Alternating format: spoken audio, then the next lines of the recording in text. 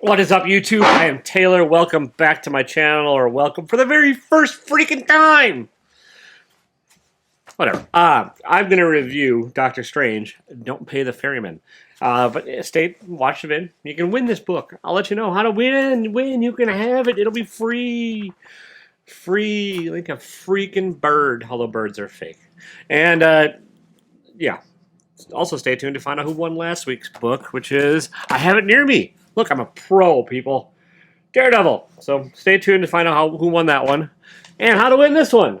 You just have to listen to me ramble on about a review for a few minutes. Is it that freaking painful, people? Probably, actually. All right, so this collection is a little bit odd. It collects the last issues of the 1974 Doctor Strange run, issues 75 to 81. There's two different writers in here that you can tell. It's Roger Stern and Peter Gillis, and then there's two different illustrators. There's Sal Buscema and Chris Werner, and you can tell. And they didn't recolor it because this came out in like 86 and 87, and it's a Marvel thing, and like they still kind of do it to this day when they'll like they'll grab old things, put them together in a collection that doesn't even necessarily need to be a collection, and then they'll just kind of not bother to recolor it because it takes more time and money and effort. And so when it comes off the newsprint and then it goes into these collections of like a set, like I think this is still an uncoated paper stock, but it's definitely not newsprint, and the ink reacts differently. You just get very bright, obnoxious colors, and you lose kind of that glory of the dulled down newsprint. And yeah, I do prefer the sort of dulled down, like old school, Bronze Age stuff. If you're gonna do it on newsprint, if not, color it differently. So yeah, don't pay the ferryman. It starts with an issue by Roger Stern and Sal Buscema with Mephisto, and it was Mephisto all along. And then it kind of takes a turn and starts a different story by Peter Gillis about a doctor that sort of fake falls in love but is happy in the fake love. I don't want to give away the whole plot. And then Doctor Strange fixes it, quote unquote, and then is guilty. And like this sort of overarching theme of this, if there is one, is the self-doubt of Doctor Strange and like whether or not he's right in doing what he should. But there's not any consequences for it. Like he'll have self-doubt, then he'll do something anyways, and it'll all pretty much work out. I mean, there's stuff that goes wrong. He does almost die, yada yada yada. But it's not like he just loses his powers for self-doubt for issues. It's just kind of a weird sort of story arc. And there's it does end up crippling Doctor Strange's body and his astral plane. It's got all the kind of strange tropes you want. Like I really enjoyed Doctor Strange as a kid just because it's so damn bizarre. And it has all these like weird interdimensional made up like monsters and stuff. And there's a bit of that in here. Like there's a monster called Cot, which is a big cat. It's not the strongest. I mean, even for the bizarre nature and the sort of job nature of like the 80s, where they're just kind of throwing shit at the wall to see what's stuck, and like just kind of had like people like churning and burning all these books out because like they were selling like hotcakes. So they just needed to get shit out on the shelves. That's where this falls. It's not a fantastic run of Strange. It does have some nice stuff into it, and it does have some interesting characters, and like I think there's actually going to be. It sounds like a first appearance in this trade that will be in the movies. So if you're into that, whatever. It's a speculation this trade's not going to go up because of it. If you had the original first issue, it'll probably spike for about 30 seconds and then come back down because that's what these things do. It's a very bizarre intro. Like, I had to go back and reread it a couple times because I really thought I missed an issue. Like, the storytelling, and as far as how they introduce a character and what happens and stuff, is just so goddamn weird, and not in a good way. It's in a really poor storytelling kind of way. Like, it starts with a flashback to events that didn't happen as far as the intro goes, and then just kind of goes from there. And then it wraps up. Like, the last issue of this is just a strange, get it strange, Doctor Strange? It's just a weird way to do this all. And I get sort of what's going on as far as why. It does address the sort of guilt and stuff, and it does kind of wrap up what's happened in here. But it's just a funky way to do it. It's not awful.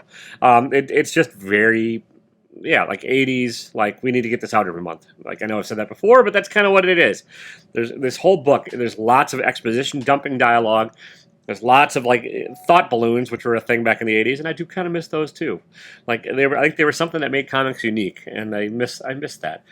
I know they've gone out of favor now, and now they just have, which are still pretty much thought balloons. They just don't do them in the balloon style. They just have them letterboxed in a panel, which it's easier and lazier, I think, as far as like, because you have to fit the panel, you have to fit the word balloons and the thought balloons in to the art. Whereas if you do the panel, which the top and bottom panel border, which there's some of that too, it's a lot easier because you just kind of shift the art up or down. When you add the balloons, it becomes part of the panel composition, and that's a little trickier. And so I get why it's no longer a thing. It's still a thing in here, and there is still some good stuff. I mean, there is some decent art, and there's some fun, like, splash pages in here. It's not the most dynamically drawn. Who's the art? Sabu Sema's on the first issue. I think he's probably the stronger of the artists in here. And then it's Mark Badger did breakdowns on one issue, and then Chris Warner kind of took over the rest of the art. And Chris Warner's art is serviceable. It's not fantastic. It's not like everything else in here. It's just not crazy dynamic. There's a lot of panels, a lot of little stuff, and there's not a, if you're gonna have weird, strange cosmic stuff, I want to see big, weird, strange cosmic stuff.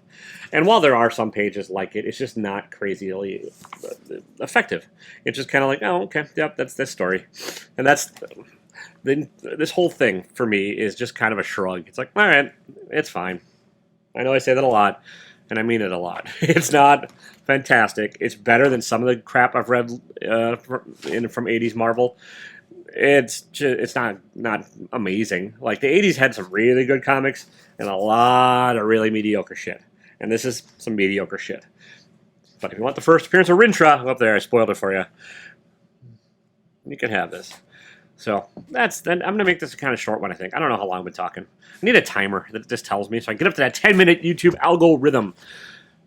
But I'm not. I'm done. Yeah, there's not a whole lot else I can say about this without spoiling it.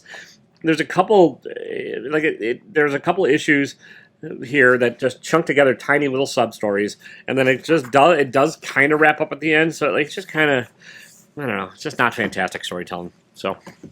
Anyways, last week's winner of, I'm going to hold this here and do the win. Nope, there we go. I can never do this. And announce the winner there is Les Crucius. Hit me up, sir. Hit me on the Instagram. I'll get it out to you. I know you watch all these, thankfully, and I'm happy when you win because you do support the channel and you do help and you do watch all my content, and I really do appreciate it. So let me know that you've seen this, and I'll get it out to you. I think I have your address. I'm going to wait till you saw it because that's one of my little rules thingies, and that's the same for this thing. And how do you win this lovely, mediocre hunk of book? Well, you leave a comment down below. That's just what Marvel movie or TV series are you looking forward to? Or DC. I don't give a shit. Like, what comic book property are you looking forward to being translated to the big or small screen? If it's none, let me know that. If it's Doctor Strange, that's cool. If it's something else, let me know in the comments down below. And then please subscribe to the channel and hit the like button and the notification bell so you know when I drop these. I will announce the winner of this next week. And the U.S. shipping only because, these things are not worth shipping to anywhere else. And it's they're free. So stop your bitching. But, yeah. I think I covered it all. U.S. only, comment, like, subscribe. Yeah, that's all you got to do. And you can win this. It'll be fantastically fine. 6.0. If you also like these hats or any of the other... I'm a walking billboard, people. If you like any of this crap, you can get it on my website at taylorwitter.com. That also helps support the channel. Then I can buy more mediocre trade paperbacks, review them, and get them out to people. It's the churn and burn of life. You can also find me on Whatnot. I have a link down below. If you use that link, you can save $10 on your first purchase if you're not on Whatnot. And I do sales on there probably weekly is my schedule now, but I'm going to ramp that up. And follow me on Instagram, an empty thought balloon. And yeah, I will announce this winner next week's video. So to find out if you won this, follow all the rambling steps I just said, and then watch next week.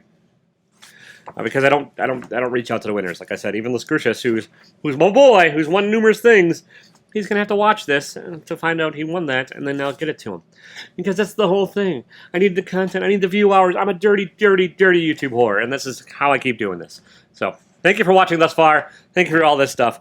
There's the lovely peek behind the curtains of Doctor Strange, and don't pay the ferryman. Title has not a whole lot to do with the book either. I'm going to get out of here. I don't have a whole lot of new don't be a dickisms, but I'm going to stick with the one that I might use throughout 2022 so we get through this shit. So don't be a dick. Go get vaccinated. Yeah. See ya.